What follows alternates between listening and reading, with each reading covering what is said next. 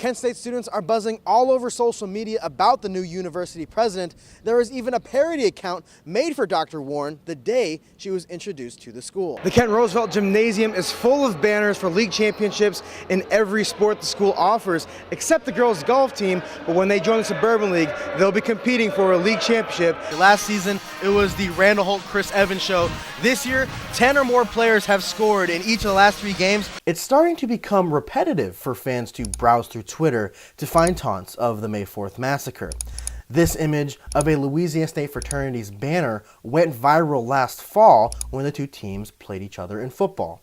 Hair donations to Locks of Love must be at least 10 inches long. The Pantene program only requires 8 inches. Either way, this probably won't make the cut. Not nationally ranked, so they're a bit of an underdog here tonight. Now, are they a sideshow to these two teams?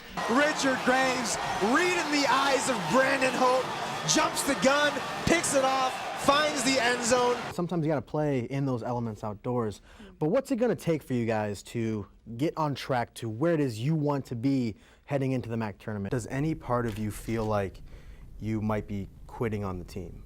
I've been following both of these teams all week. I've been going to their practices, the captain's lunch on Wednesday, team dinners, everything, and you can see it in their eyes. Both of these teams knew what was at stake. From the Spirit Rock, outside of Kent Roosevelt High School, I'm Gabriel Kramer for TV2 News.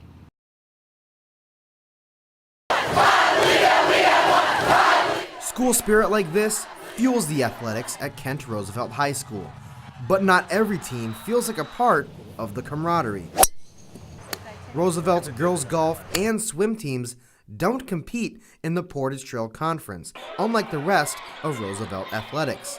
The reason being, not enough teams in the PTC have girls golf and swim teams. But changes are on the way as the Kent City School Board approved Roosevelt's move to join the Suburban League in the 2015-2016 school year. Golfers Karina Wise, Jocelyn Cole, and Corey Nielsen look forward to playing against the same schools as their fellow classmates. Everyone came to school and they're like, "Oh, how'd you do?" And we're like, "Well, we got second." They're like, "Who'd you lose to?" And we're like, "Magnificat." And they're like, "Who is that?" Like, they had no idea. Where we go, people never know where we go because we go so far away to play. The Kent Roosevelt Gymnasium is full of banners for league championships in every sport the school offers, except the girls' golf team, but when they join the Suburban League, they'll be competing for a league championship and have a chance of putting up the first girls' golf banner in the gymnasium. All we're talking about is we want that banner in the gym, and we want it to say our year on there, have everyone recognize that there is a girls' golf team and that we are a really good golf team, actually. In the eyes of Roosevelt Athletic Director Mark Paff, the additional travel costs were outweighed by the benefits the students receive of joining the Suburban League. I don't think the PTC is looking forward to trying to find somebody to replace us, but I think that they realize that we have done what's best for our school and our kids. Although they've never had a chance to compete for a conference championship, the girls golf team has still had plenty of success in the state playoffs, including this year's district title and trip to the state tournament.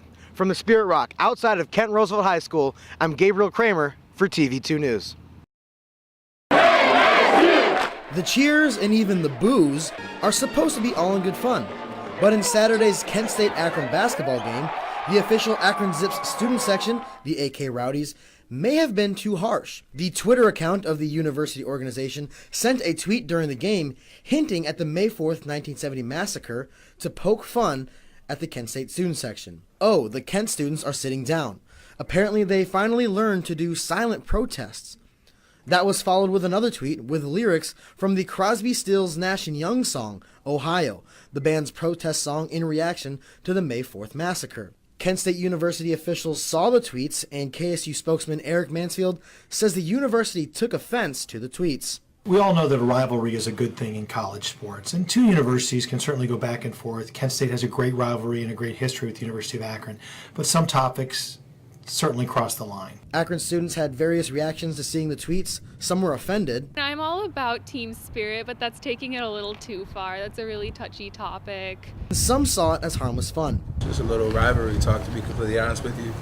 I really don't know much about the massacre, but I mean, honestly, that was just all fun and games. After finding out about the tweets, AK Rowdy President AJ Fosselman responded with an apology. I speak for the membership. 1,100 strong, in apologizing to the students, faculty, staff, alumni, and fans of Kent State University for the insensitive, inappropriate, and unacceptable behavior by one of our members. They took down the offensive tweets and today tweeted, "We are embarrassed by what happened and are taking steps so that it never happens again." For TV2 News, I'm Gabriel Kramer.